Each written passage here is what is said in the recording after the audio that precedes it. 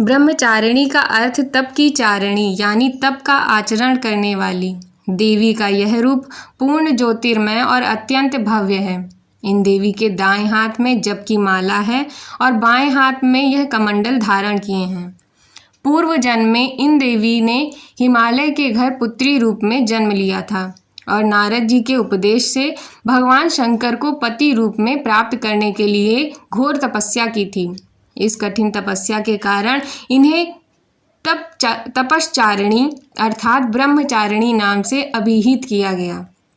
1000 वर्ष तक इन्होंने केवल फल फूल खाकर बिताए और 100 वर्षों तक केवल जमीन पर रहकर शाक पर निर्वाह किया।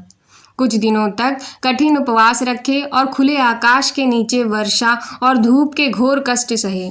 3000 वर्षों तक टूटे हुए बिल्वपत्र खाकर और भगवान शंकर की आराधना करती रहीं। इसके बाद तो उन्होंने सूखे बिल्वपत्र खाना भी छोड़ दिया। कई हजार वर्षों तक निर्जल और निराहार रहकर तपस्या करती रहीं। पत्तों को खाना छोड़ देने के कारण ही इनका नाम अपर्णा रखा गया। कठिन तपस्या के कारण देवी का शरीर एकदम क्षीण हो गया। देवता, ऋषि, सिद्धगण, मुनि सभी ने ब्रह्मचारिणी की तपस्या को अभूतपूर्व पुण्यकृत बताया, सराहना की, कहा, हे देवी, आज तक किसी ने इस तरह की कठोर तपस्या नहीं की। यह तुम्ही से ही संभव है।